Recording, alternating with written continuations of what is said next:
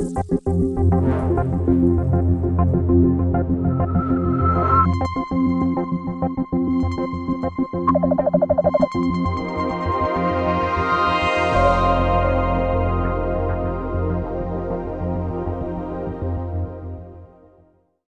along, ladies and gentlemen, to today's weekly SETI seminar series.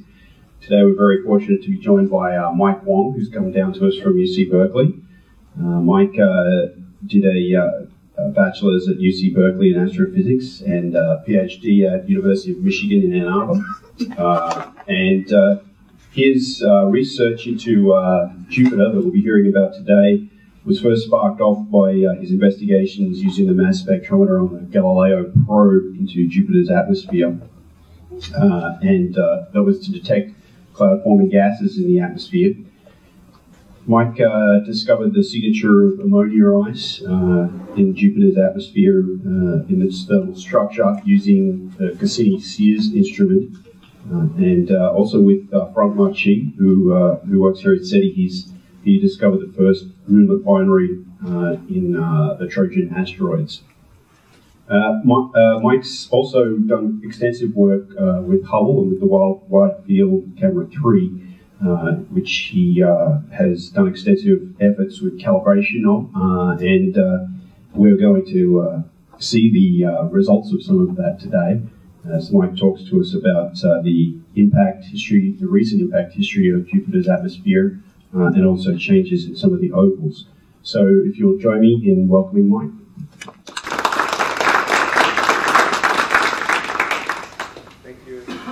Thank you, Adrian. I just turned it on. There you go. Okay. Yeah, it's great to be here. There's so many people here.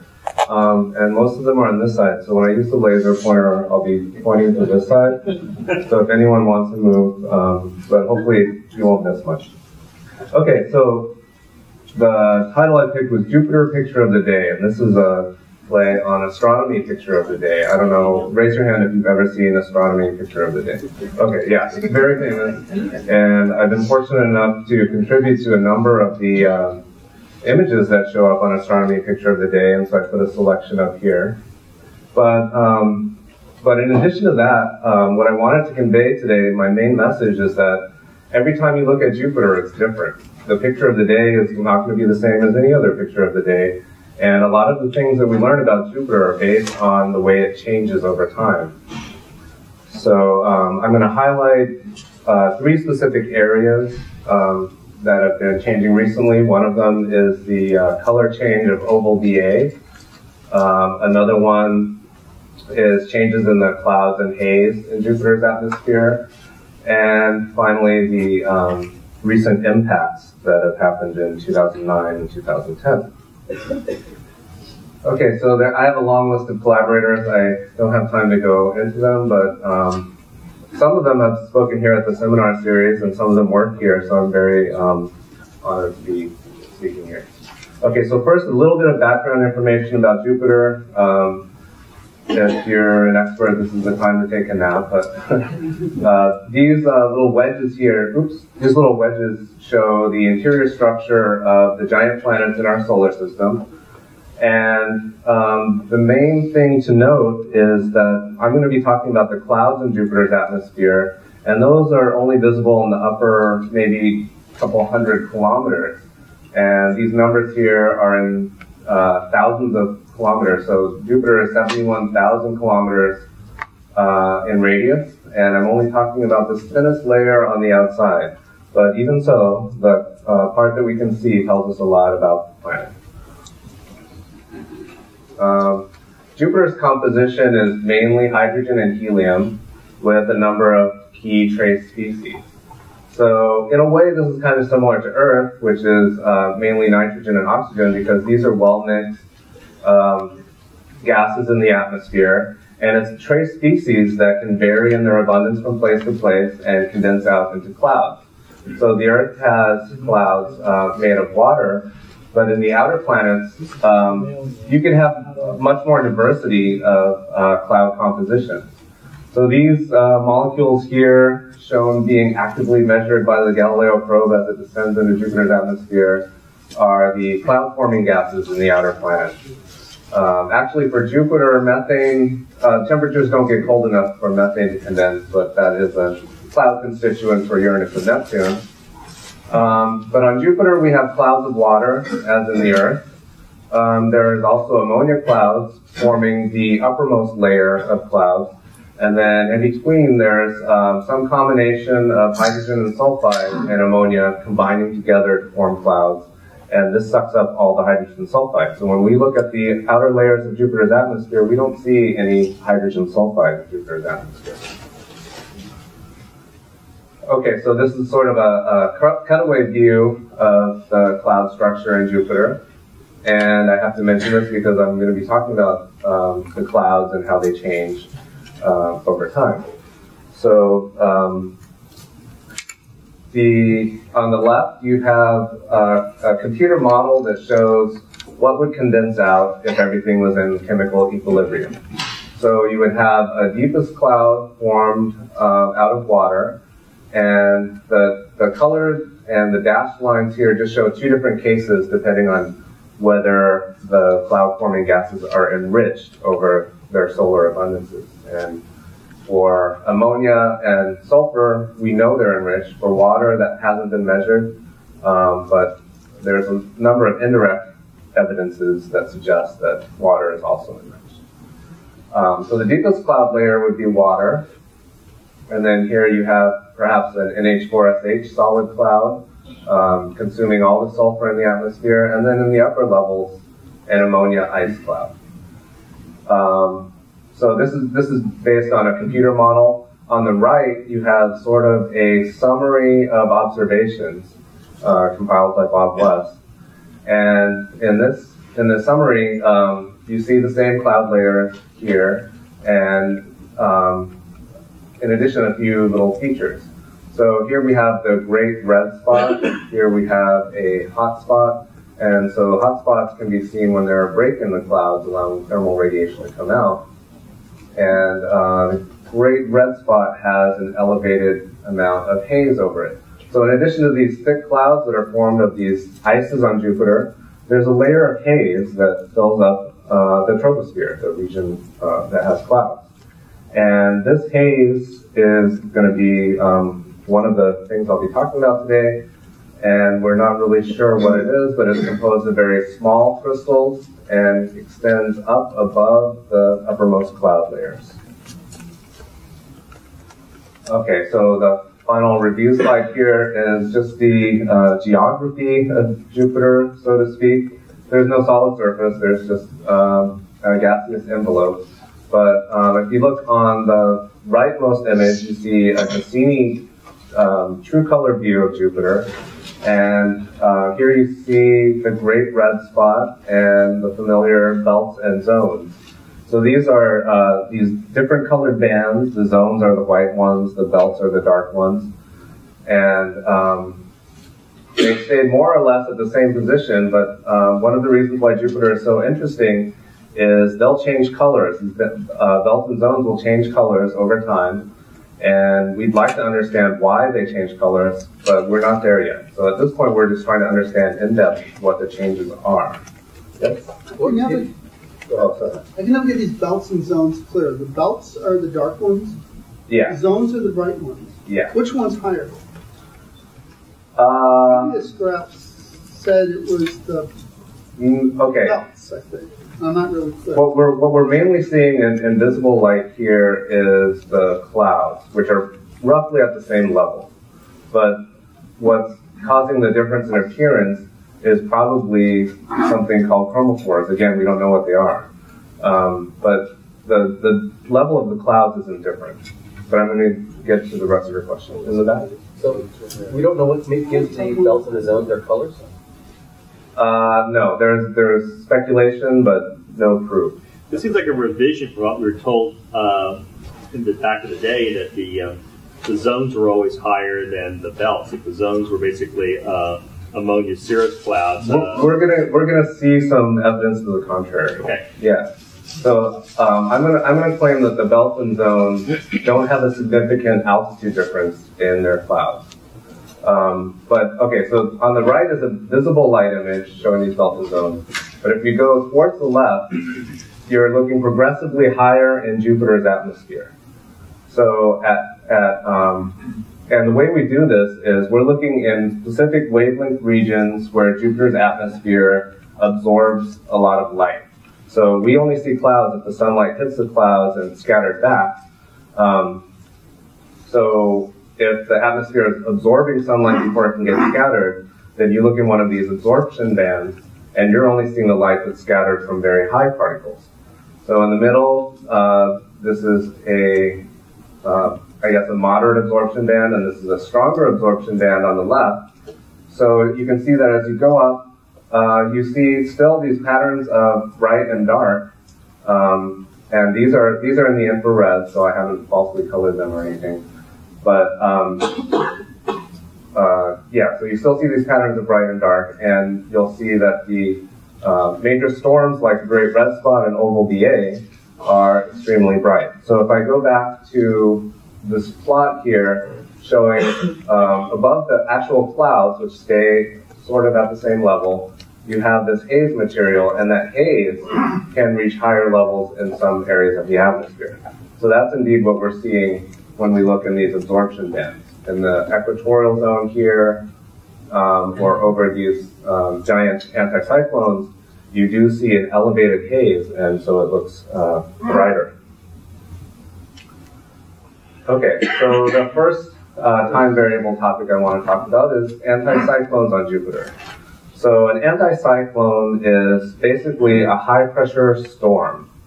And a lot of people say the Great Red Spot is like a hurricane on Earth, and that's not correct because a hurricane is a low-pressure storm.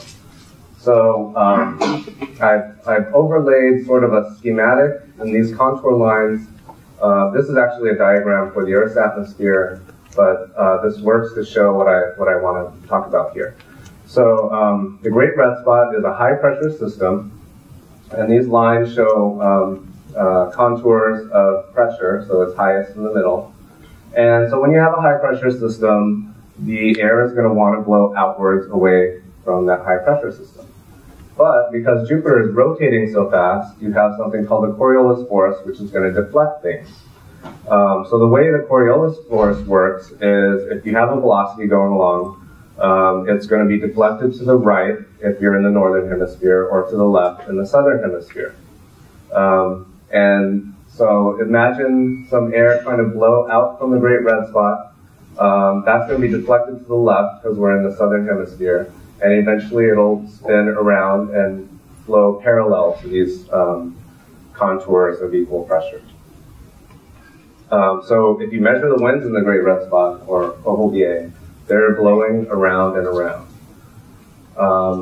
And there's a helpful rule called the right-hand rule, which can help you visualize this. So if you imagine, for the southern hemisphere, just imagine that the winds blowing around are your fingers. So you hold your right hand up. Let's try this. And then your fingers are blowing around counterclockwise for anticyclones in the southern hemisphere. For cyclones, they would be blowing the other way. It would be blowing clockwise. Okay, so the Great Red Spot and Oval BA are the two most famous anticyclones on Jupiter. The Great Red Spot itself, we don't know exactly how old it is. Cassini observed a permanent spot that he discovered in 1665. It didn't turn out to be permanent. These are his drawings based on his telescope observations at the time. But it turned out to be not so permanent after all. In 1713, it was no longer visible, and none of these large spots were seen for an interval between 1713 and 1831. The Great Red Spot sort of emerged from a bank of clouds in 1878 and has been seen continuously since then. So it's at least like 130 years old. But some people will claim that it's 400 years old. But it's not clear that this spot discovered by Cassini is the same one, since nothing was seen in between. Yes? What is the spot in the middle image then? These are 3 different dates. So if I look at this, the one on the left is 1672, middle is 1677, and on the right 1691. So yeah, back then, of course, there was no film or anything, so astronomers would just look through the telescopes and draw what they saw. So that's how the observations were recorded. Yeah? That looks like it's in the northern hemisphere. Is this flipped over to the way the telescopes are? I know there's a lot of amateur astronomers in the audience, and what happens when you look through an eyepiece is the image is flipped over. So it's actually standard until pretty recently that you would show it the way it appears to the eye with the south pole pointing up. Okay, so oval VA started out as part of a family of 3 little white ovals. And these were formed in the 1940s. So I have here on the left some sketches of telescope observations showing these ovals as they formed. And they emerged from just a belt of white clouds. And in between, or among this belt of white clouds, the letters C and D there are pointing out 2 little dark spots. So what they saw at the time was a belt of white clouds and some dark spots which they labeled with letters. And then as the clouds cleared out and the ovals remained, the ovals were then named for their intervening 2 dark spots on the sides of them. So the ovals had names D, E, B, C, and F, A. Because of that. On the right is a chart. So at the top, you're looking in the old days, and then as you move down, you're getting closer to the present, showing how the entire band at that latitude looked at the time. So in 1940, it was all white. And then as time progressed, these dark spots enlarged, and the 3 white ovals emerged. And they sort of drifted around, bounced around off each other, but the 3 ovals were there for like 60 years until they merged. So in 1998 to 2000, the ovals started merging. So we started with 3, there then became 2. This caused them to be re-lettered, and then the remaining 2 merged, and the final oval left was oval VA. So in the bottom, I show a cylindrical map of Jupiter. So this is all the latitudes and longitudes of Jupiter. And these 3 white ovals can be seen 1, 2, and 3 here. So this was an image taken from Voyager. These images in the upper right were taken from Hubble, showing the ovals as they merged. And I put a little icon in the corner there reminding me that I have to manually play an animation. So let's make sure we start this cursor. Let's make sure we start this from the beginning. Yeah, I'll do that.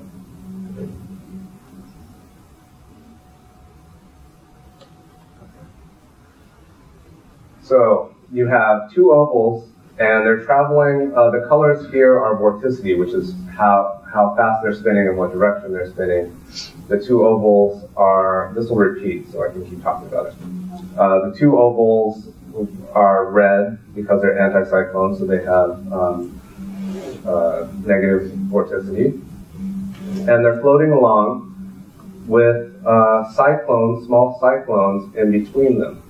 So this cyclone acts to kind of repel the anticyclones and prevent them from merging.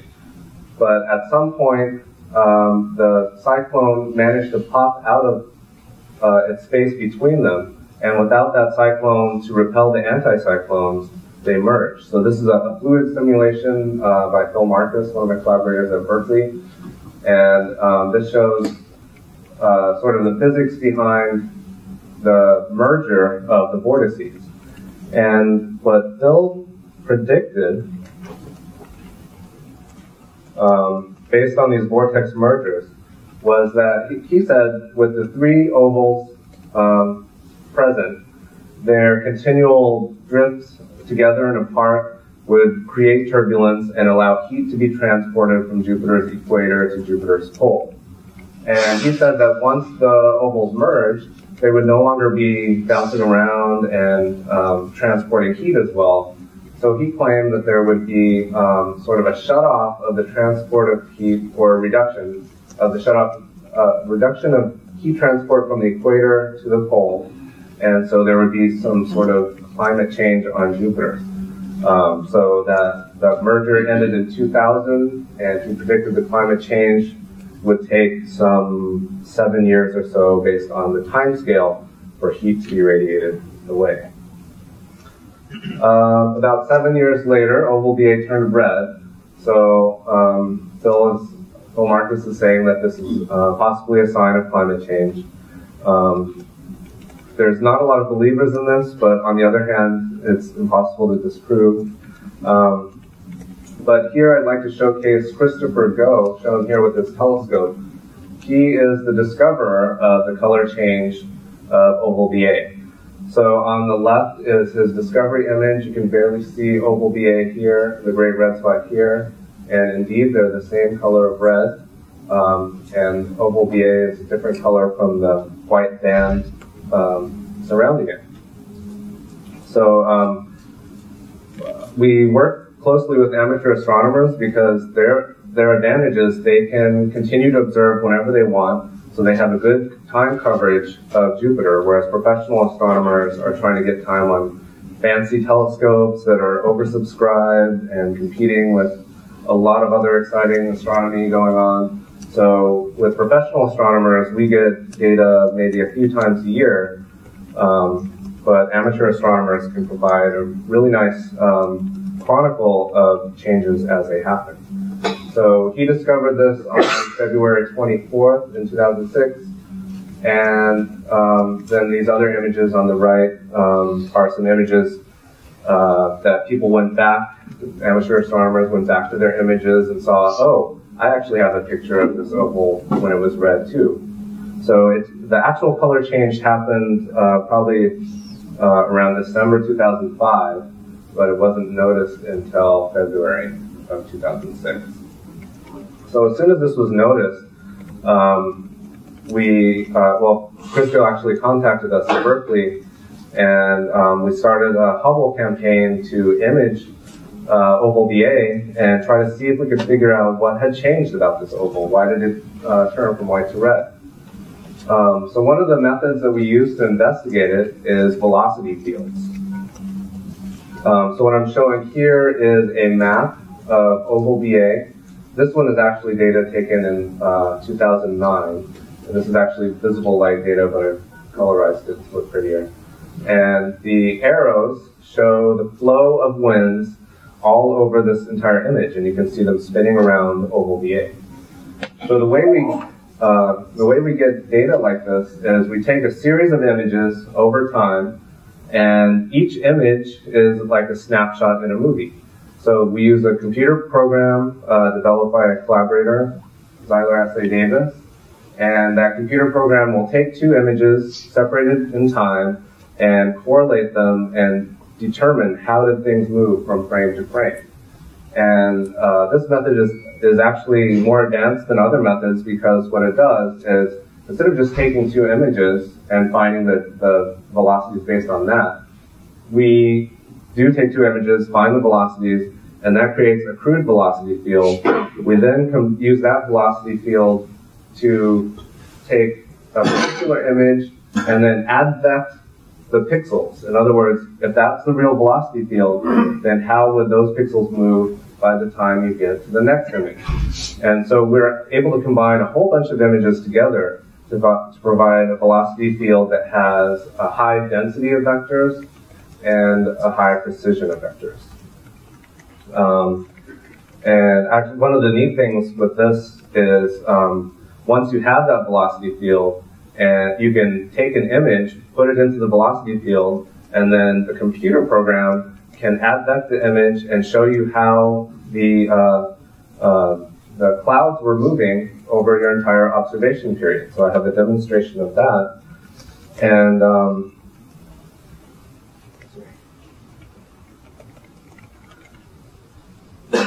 so there's a lot of challenges with measuring these velocity fields because you want to get it over a period of time of, like, let's say 10 hours, because Jupiter rotates in 10 hours. So if you take a snapshot, planet rotates, you take another one, then because you're measuring something that's changing slowly over time, a longer time base gives you a higher precision. But you try to do that from the ground, it's not possible because the Earth rotates and then Jupiter's on the other side of the planet. But we use Hubble Space Telescope partly for that reason, and also for its high spatial resolution. So here is a simulated image, and so this covers about 10 hours. This is how Jupiter's clouds would be moving over a 10-hour period, based on the velocity fields that we retrieve. And what's neat about this is nobody could ever see this, because Jupiter is spinning around every 10 hours, so there would be night and day. Half of this would be happening during night. But we've simulated what it would look like if you could have constant illumination over a 10-hour period. And then there's another one for the Great Red Spot.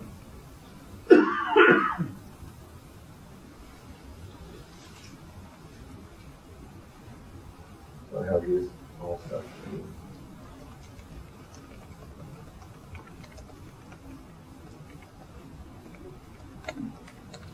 Okay, so our original goal was observe oval BA, see if anything had changed. Velocity fields were one of our main tools for looking at that. And what we found was the velocity field was completely the same as before.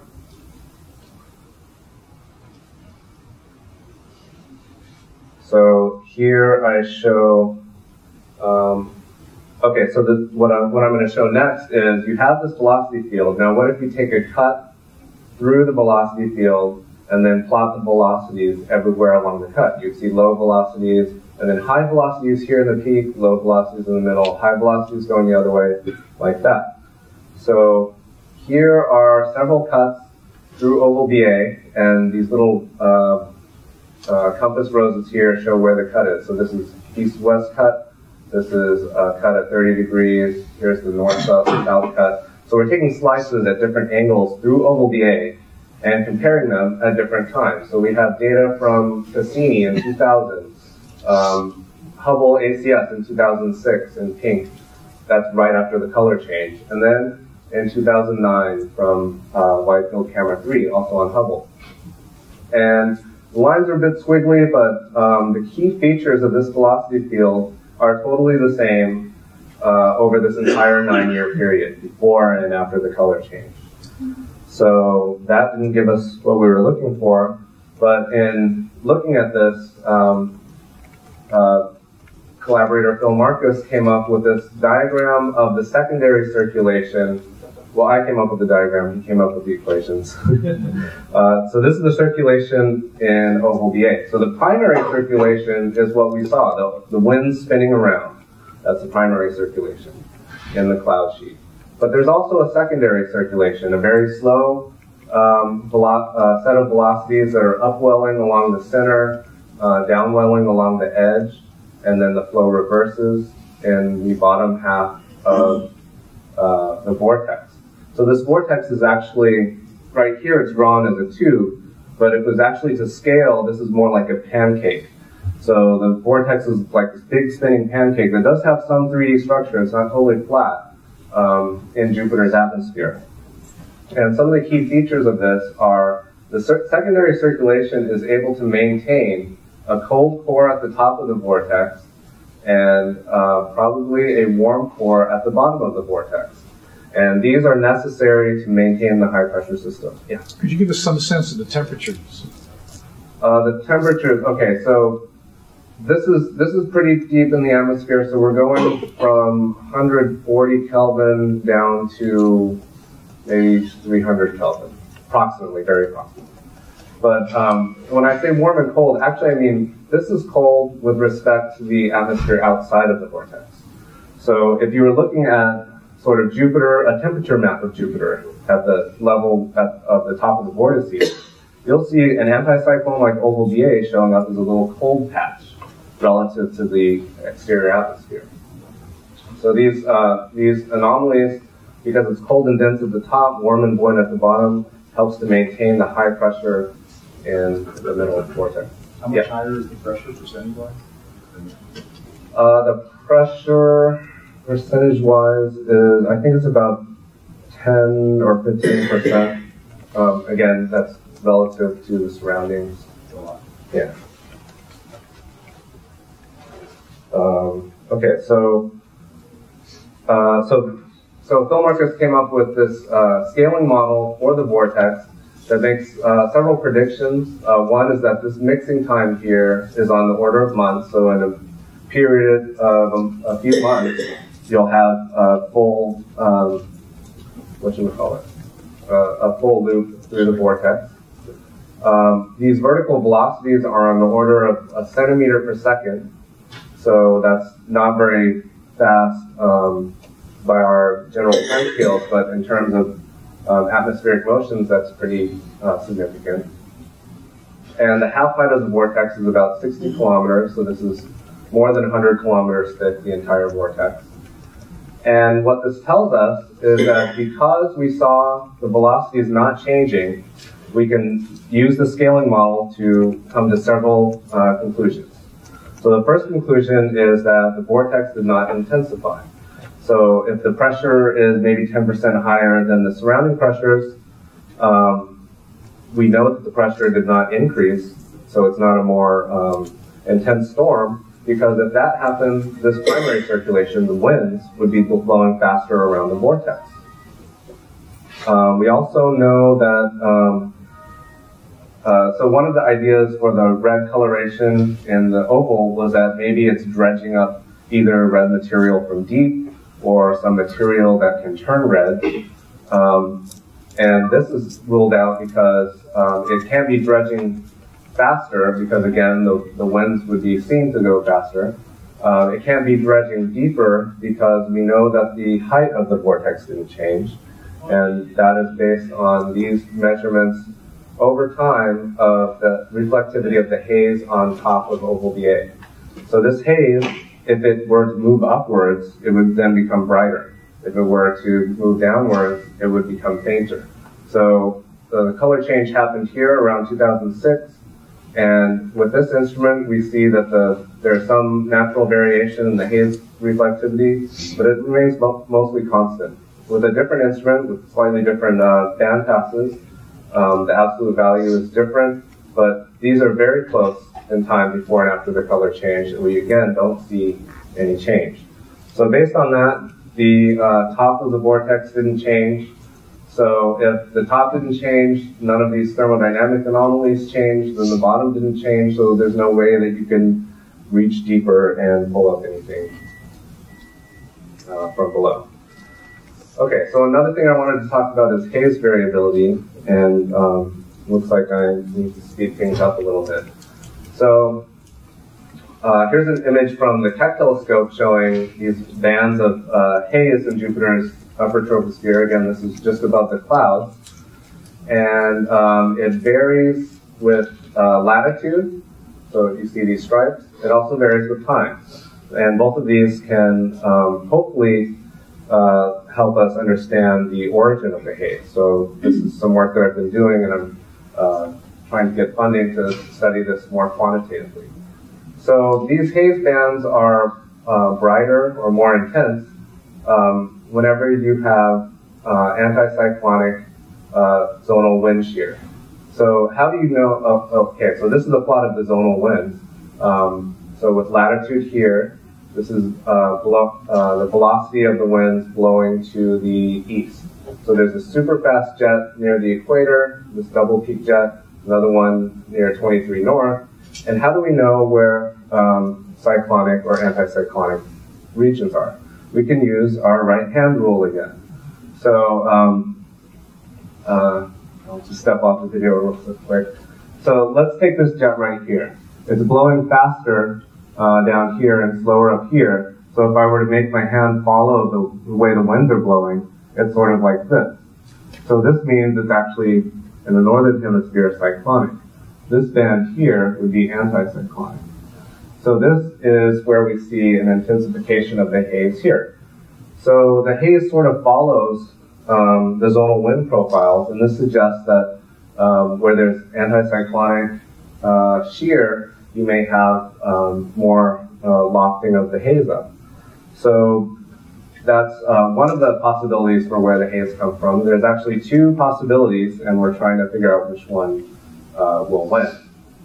So one is that you have these deeper clouds, and some of these fine particles from the clouds are lofted up into the upper atmosphere, and they stay there. Another one is that the haze is made out of hydrazine, which is something that we use as rocket thruster fuel here. So hydrazine can be formed when ammonia gas in Jupiter's atmosphere is photolyzed by solar ultraviolet light, and chemical reactions eventually produce hydrazine, which at Jupiter's temperatures freezes out. And so that can freeze out into little haze particles. So I'm going to mainly talk about the lofting hypothesis and how we can test that and see whether that's good at explaining how the haze changed. Something happened, again, on Jupiter, there's always changes. Something happened in 2007 where this bright band of clouds at the equator had mostly cleared out. So there was like a 20 or 30% drop in the reflectivity of the clouds at the equator. So with these clouds thinning out, I thought maybe if haze particles are being lofted upwards and there's less clouds to loft from, you should have a decrease in the haze. You should see changes in the haze. So Franck Marcy and I collaborated on this observation of Jupiter from VLT the following year, and indeed we did see some changes. So what I'm showing here is a couple setups for an adaptive optics imaging experiment, and this was so adaptive optics is when you at a large telescope you look at a star, you see how the star is twinkling, and you can use that to make a correction and correct your science image. So you need some sort of guide star. In the Jupiter system, there's all these moons around.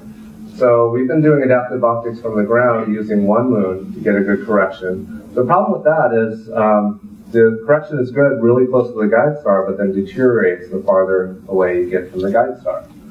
So at the VLT, they were testing this new instrument, which allows you to use multiple guide stars to provide a better correction over a wider field. So in this case, we found a window where Io and Europa could be used as guide stars, and we were able to observe for almost 3 hours, which is really good because normally if you're doing adaptive optics with a single guide star, that won't stay in place long enough for you to get good data for more than like half an hour or 45 minutes. So we were able to get data over a longer period of time. I just have a quick movie to sort of show all our observations of the night. The little clock's running down, and you can see that Jupiter is rotating significantly. So with this technique, we're able to image Jupiter for a longer period of time so we can see more of the planet. And if we're trying to study the distribution of this haze material, then we want to see as much of the planet as we can, because you can see it's not really constant with longitude, it varies. So we can get a better average this way. Another neat thing here is you can see the sharpness of the image. If you look at some of these small features, it's kind of varying throughout the night, depending on how turbulent the atmosphere was. So the adaptive optics corrects for this turbulence and increases the sharpness. Doesn't do a perfect job, and the correction is variable through the night.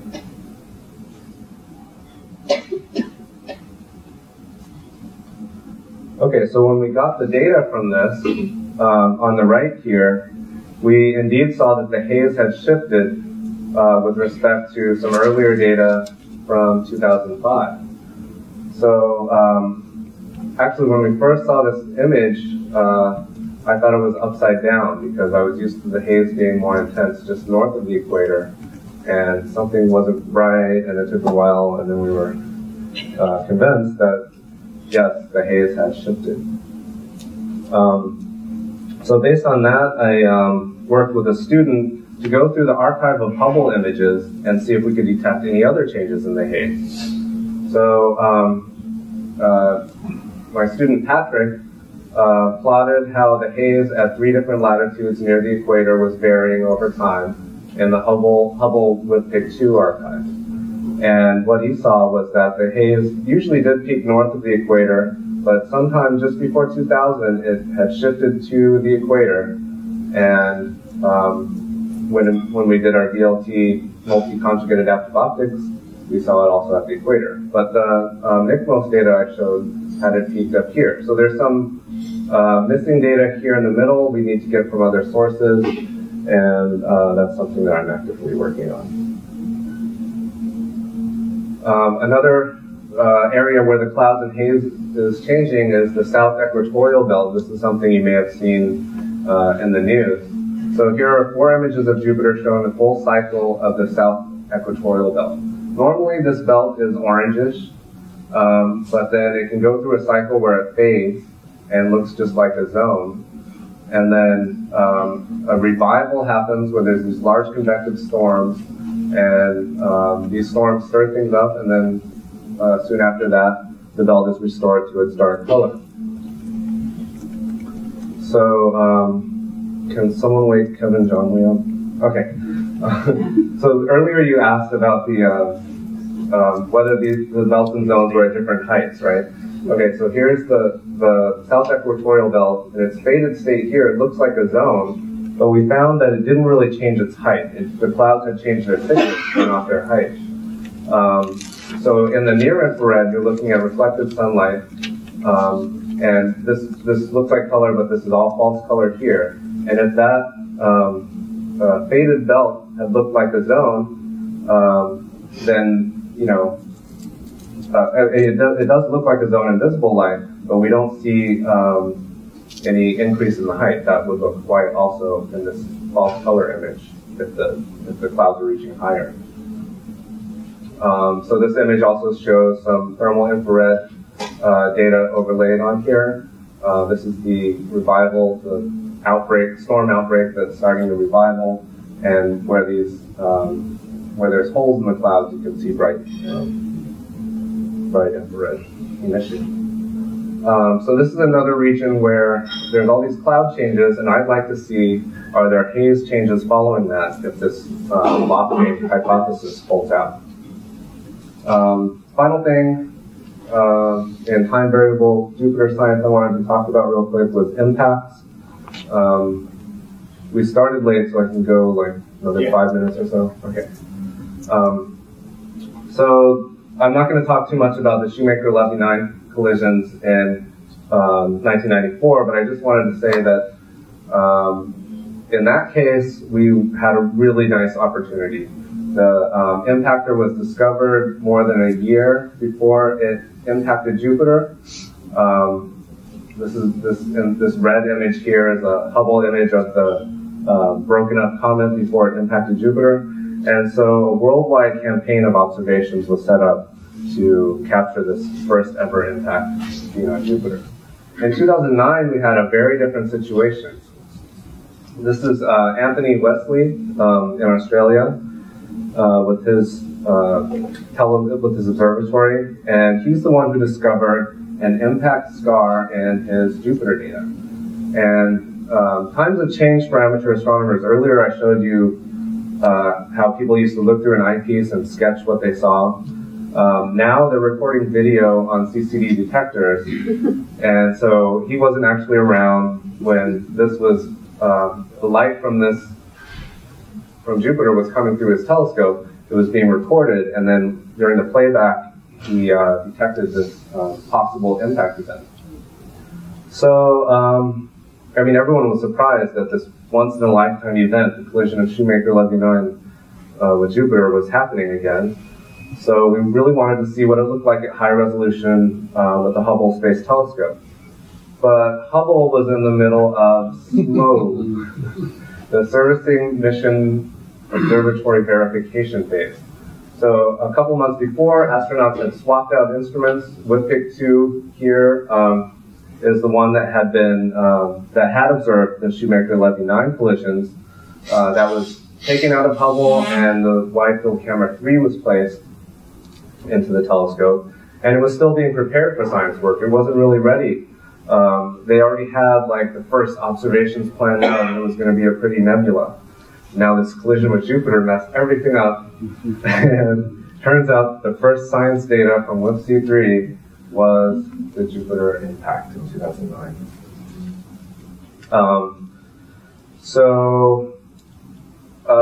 We compare and contrast these two impacts, 2009 versus Shoemaker-Levy 9, and that's how we were able to retrieve the parameters of the impact, like which direction did the impactor come from, what was the angle of the impact. So all that was done by comparing with Shoemaker-Levy 9, because in that case, we knew what the angle was, and we knew what direction it was coming from. So we also knew approximately when the impact took place. It took place on the far side of Jupiter, so nobody saw it. Only when that impact scar had rotated into view in 2009 did Anthony Wesley catch it. So there's some uncertainty in the time of the impact, but this matches roughly with images taken within that range, or bracketing that range of Shoemaker-Levy 9. Could you show us on the previous picture where this spot is?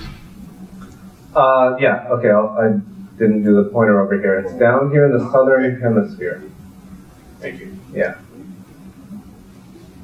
Okay, so the neat thing about this impact is, in this case, it may have been an asteroid instead of a comet. And we don't know this for sure, but there's a number of clues. Instead of going through them all, let me just move on to one more impact. The 2010 impact, again, this was discovered by Anthony Wesley in Australia. So what we have here is the brightness, with Jupiter subtracted out, of the impact flash in Anthony's video signal. So he was taking video, and the reason why amateur astronomers take video now is because what you can do is take a whole bunch of frames, and then the atmospheric turbulence is actually varying over time. So you can pick out the frames with the sharpest image and combine those, and get a much sharper image than you could if you just, left your camera open for 60 seconds or whatever. So that's good for their imaging quality. It's also really good for calculating this light curve of the impact. So when the 2010 impact flash was discovered, we immediately started another Hubble proposal to image this and see what the impact scar looked like. As soon as we sent that proposal off, I found the time to make this light curve and made a disappointing calculation that the energy in this flash isn't that great, and we probably wouldn't see anything. Indeed, we didn't. So the impact spot was around here. On this side, it was about here. So nothing was seen that time, and I'm afraid that Hubble won't give us time if there's an impact discovered like this again, unless we can demonstrate that it's energetic enough to cause a scar. Probably the final thing I want to say about impacts is that we only have two major events. Shoemaker-Levy 9 and the 2009 impact are both similarly sized bodies. So it's hard to do statistics with only two events, but compared with models of the impactor flux at Jupiter, what we're seeing is substantially higher than what had been predicted to be seen. So just to wrap things up, a few highlights of the talk was that Jupiter is constantly changing, and this is one of the things that's so interesting about it. But also, the way it changes can help us understand what's going on. in Jupiter's atmosphere. Oval BA is very stable other than the color change. There's variation in the clouds and hazes that may help us determine the source of the haze. And our long-term goal is to understand why the belts and zones change color the way they do on Jupiter. What climate cycles, like El Nino or something, is going on in the planet. And then finally, it was very valuable to see the similarities and differences between the impacts in 1994 and 2009. We learned a lot from looking at the two impacts. We learned more than we would have looking at just one of them. Thank you.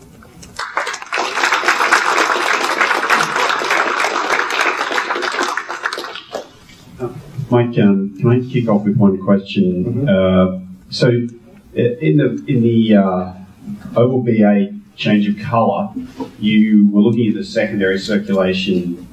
Can you go over why you thought that was related to the colour change? Or okay, so let me go back to that. Actually, we were looking at the primary circulation, which is how the winds blow around the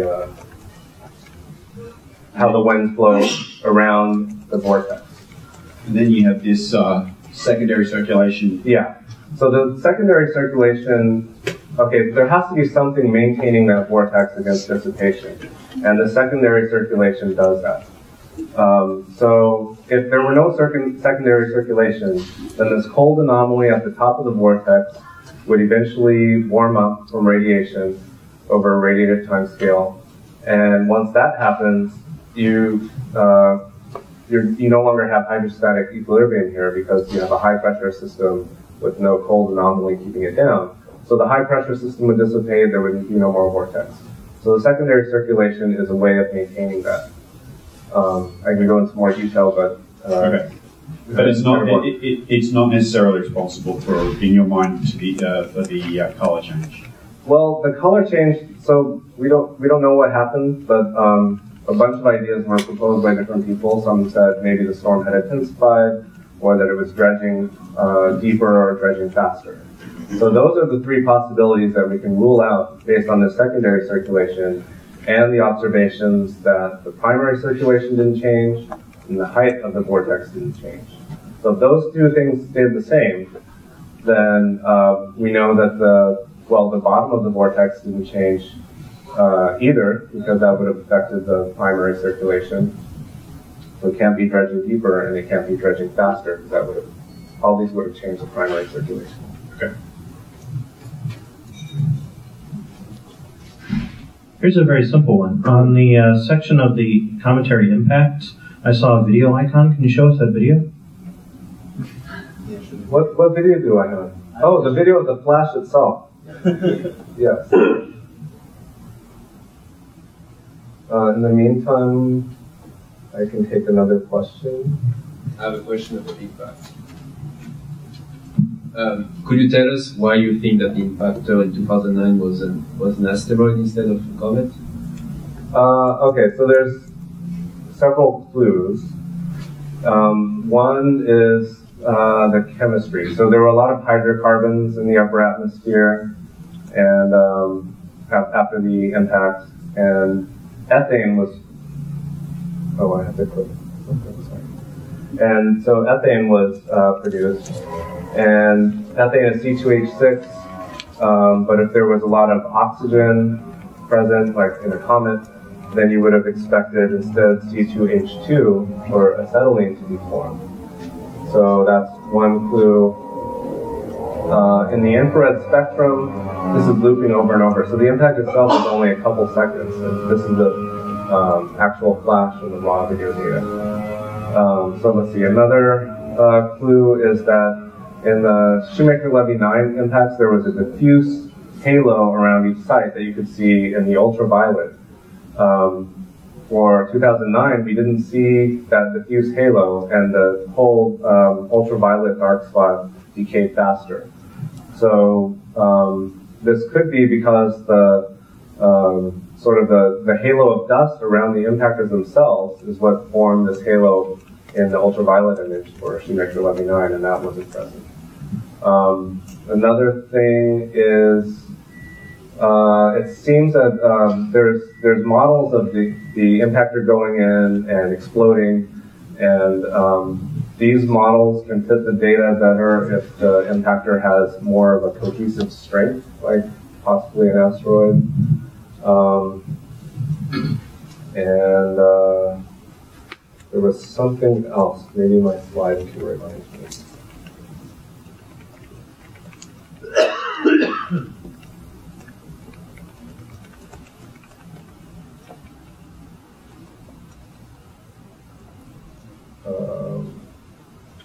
And also based on, okay, this is also very circumstantial, but based on the angle that it came in and the orientation, the probability is equal for either an asteroidal impactor or a cometary impactor. But again, this is just based on comparing the Shoemaker-Levy 9 and this impact, so there could be some problems with that. Yeah, if you think of any other ones, let me know. Are you or your collaborators looking at the role that Jovian magnetosphere and radiation belts might play into changing the color of things in the atmosphere? Not really. I think it's gone off. Oh, It's relaxed off. I have a red. I have a red light on the battery. So the question was, is there a role of the Jovian magnetosphere in changing colors of clouds and stuff? The magnetosphere actually shields the planet from radiation, except near the poles where you see these aurorae. And indeed, that is an area where particle interactions are very important in the hazes. So if you look at images like this, for instance, there's this haze over the poles, and that is caused by particles precipitating from the magnetosphere into the atmosphere and causing chemical reactions that lead to a condensed haze there. Hello. I'm surprised that you said N2H4 was stable. In the Earth's atmosphere, CO is oxidized to CO2. In Jupiter, there's an excess of hydrogen. I expect N2H4 to oxidize to hydrogenate to ammonia. No. I think it freezes up. No, I don't. It freezes out, and N2H4, yeah. Maybe, would you like to answer this? Well, I think, I mean, I'm just guessing, but the rate of that reaction ought to be awfully slow. I can't imagine that really. Well. Any other questions? If one of these asteroids had hit Earth, what would be the difference of the results of that as to when it hits Jupiter? It would. Yeah, it is on. It would be a pretty significant impact. I have a cute graphic showing the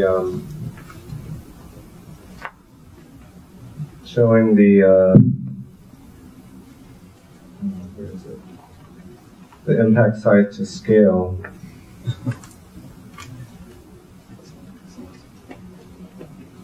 I didn't put this in though.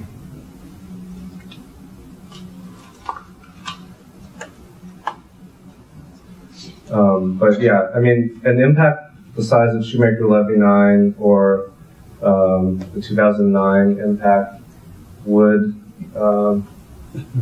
it wouldn't wipe out life on Earth, but it would definitely cause some climate change here. So that's the size of the debris cloud of one of the Shoemaker-Levy 9 impacts to scale on the Earth. The software that you use to do the simulation, is that available online, or do you plan on open sourcing that or anything like that? The velocity retrieval in the movie. Yes, but talk to me afterwards. Mike, with Juno coming up, Is there any sort of insights that you are looking forward to getting from that mission? Yeah, Juno is going to have some amazing results. So the first slide I showed about the interior structure, that's all known. Well, that's mostly known by spacecraft flying by and how the gravity affects them. So the Juno mission has a large number of close flybys, allowing the gravity field to be refined a lot better. So we'll learn more about the deeper structure of the atmosphere. And one of Juno's main goals is to try to measure how much water is present. So the Galileo probe was supposed to measure that as well, but it descended into a 5-micron hotspot, which is like a desert on Jupiter. So it never measured the deep water abundance. Hopefully Juno will be able to do that with passive microwave sounding. I think those are the most exciting goals as far as I'm concerned. What about the haze distribution? Does it have instruments for measuring that? It does have some cameras, but they're sort of, I believe it's like an afterthought. There's an infrared spectrometer that may be able to get some good data, but I'm not too familiar with its capabilities. But again, one of the things that we're looking at with the haze is how it changes over time. And Juno's lifetime, I think, will be like a year or a year and a half or so. So it's not going to provide a long history like missions like Hubble or Galileo could do. We're running a little over time, so I encourage people to come up and talk to Mike now. Mike, here's a special SETI mug in commemoration of your talk. Awesome. So please join me in thanking Mike for his